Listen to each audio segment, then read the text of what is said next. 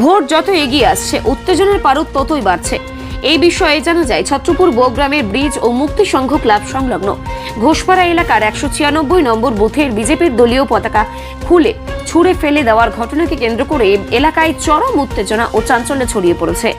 আরও জানা যায় বিজেপির বুথ সম্পাদক সুভাষ ঘোষ ও সদস্য অরবিন্দ সরকার এক রাশ ক্ষোভ উগরে দিয়ে বলেন, আমাদের দলের পতাকা খুলে ব্রিজের নিচে ফেলে দেওয়া হয়েছে, তা সত্যি খুবই দুঃখজনক ও নিন্দা জানাবার ভাষা নেই। তারা আরো বলেন, তৃণমূল হার নিশ্চিত বুঝেই এই ধরনের নোংরা খেলায় নেমেছে। এই ধরনের ঘটনাকে আমরা ধিক্কার জানাই। আরো বলেন, তৃণমূলের ব্লক সভাপতি অনিমেষ দেবনাথের ভাতৃজাত ছেলে জয়দেব দেবনাথ ওই পতাকাগুলো মঙ্গলবার গভীর রাতে খুলে ফেলে দিয়েছে। আমরা বিষয়টি স্থানীয়দের কাছে জানতে পেরে তার বাড়িতে যাই এবং কেন সেই পতাকাগুলো খুলে দিল সেটা জানার চেষ্টা করি।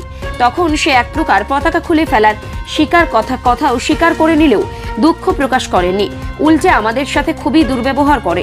এই বিষয়ে আমরা দ্রুত কর্ণজোড়া পুলিশ ফাঁড়িতে লিখিতভাবে অভিযোগ দায়ের করব। আমরা চাইছি প্রশাসন যেন সঠিক তদন্ত করে তার বিরুদ্ধে উপযুক্ত ব্যবস্থা নেয়। খবর পাওয়া মাত্রই ঘটনাস্থলে দ্রুত ছুটে আসেন কর্ণজোড়া ফাঁড়ির পুলিশ এবং বিষয়টি খতিয়ে দেখার আশ্বাস দেন। এই প্রসঙ্গে বিজেপির বুথ সম্পাদক সুভাষ ঘোষ তিনি আরো কি জানালেন শুনব। আপনার নাম কি? আমার নাম সুভাষ ঘোষ। আচ্ছা, কি হয়েছে এখানে? এখানে হয়েছে মানে কি, আমরা রেগুলারে বাজারে আসি, সকালে বাজারে এসে দেখি বিজেপির পতাকা কিছু ছিঁড়া টিড়া হয়ে পড়ে আছে। তারপরে লোকের মুখে শুনতে পাই যে কে করছে, তো তার বাড়িতে গেলাম। পাড়ার ছেলে, ও তৃণমূল পার্টি করে, আমরা পাড়ার ছেলে একসাথে থাকি। আমরা চাইছিলাম না ঝগড়াটা বাড়ুক, তো ওকে বললাম যে ভাই তুই যেইভাবে খুলছিস সেইভাবে তুই লাগিয়ে দে, পাড়ার ছেলে একসাথে আমরা থাকি, আমরা ঝগড়াটা বাড়াতে চাই না। এটা বলতে যাওয়াতে ওর উগ্রতা মেজাজ দেখিয়ে বললো আমি ছিঁড়ছি, কি করার তোমরা করে নাও। যে ছিঁড়েছে সে কোন দল করে? সে তৃণমূল করে। তৃণমূল করে। এখন কি চাইছেন? এখন আমরা চাইছি ব্লক প্রেসিডেন্টের নাতি হয়। আচ্ছা, কি চাইছেন? আমরা চাইছি এটা সমাধান অতি শীঘ্রই হয় লাগিয়ে দেখ, নয়তো আমরা প্রশাসন হস্তক্ষেপ করি। এই বিষয়টা কেমন চোখে দেখছেন? সিদ্ধান্ত খারাপ নজরে দেখা যাচ্ছে, আমরা এটা মেনে নিতে পারছি না। মানে কি কারণে ছিঁড়েছে, কি হতে পারে কারণটা? তৃণমূলের প্রতি ওর ক্ষোভ, বিজেপির প্রতি ক্ষোভ। মানে ক্ষোভটা কি কারণ? ক্ষোভটা কি কারণ সেটা বলতে পারবো না। মানে এইখান থেকে ছাপ হয়ে যাচ্ছে তৃণমূল, এইদিকে নাই, এখন এই এগিয়ে আসো, রাস্তায় ওর এগিয়ে আসো। পোষণ করে এই জন্য দাঁড়াও, ও বিদ্বেষ, এগুলা ছিঁড়ে ফেললে হয়তো বিজেপি। দাঁড়াও।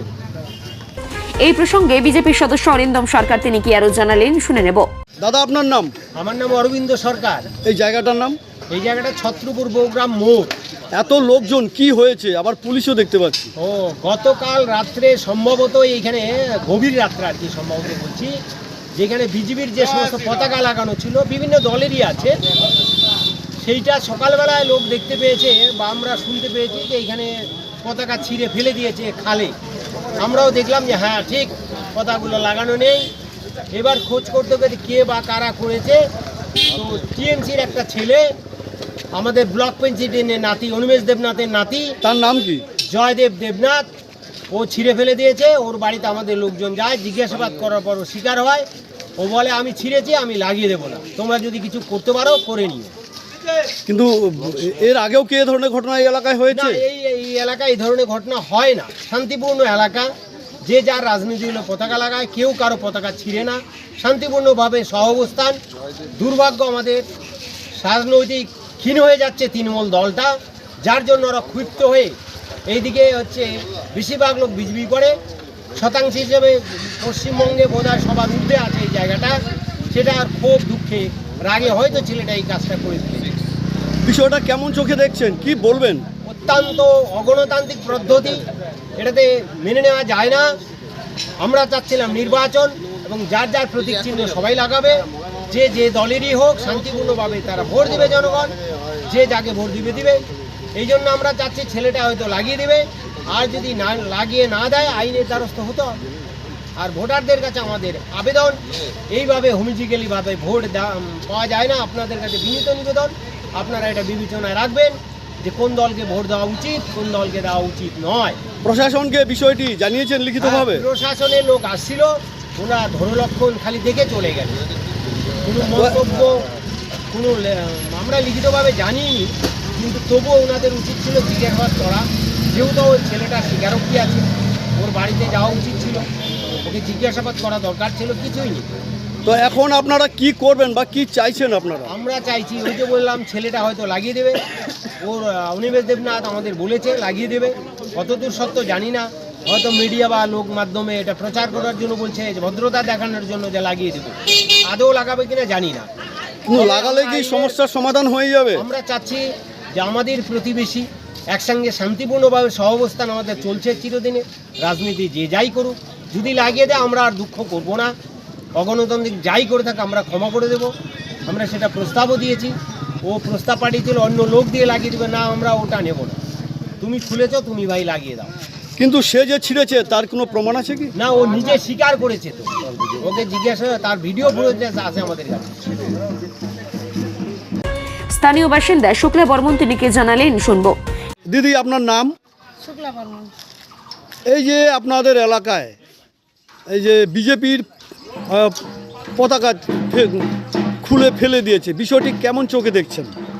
এটা তো ভালো চোখে না, আমরা তো মানে দেখেছি যে অনেক সকাল থেকে এরকম, এটা তো করা উচিত না। যেখানে ভালো লাগবে সেখানে দিবে, তো এটা তো ছুঁড়ে ফেলাটা তো ভালো না, না আর ভালো দেখায় না, এটাই আর কি বলবো। আর এরকম করাটা তো ঠিক না, যার যেখানে ভালো লাগবে সেখানেই দেবে। রায়গঞ্জ থেকে প্রণব কুমার দেবনাথের রিপোর্টার।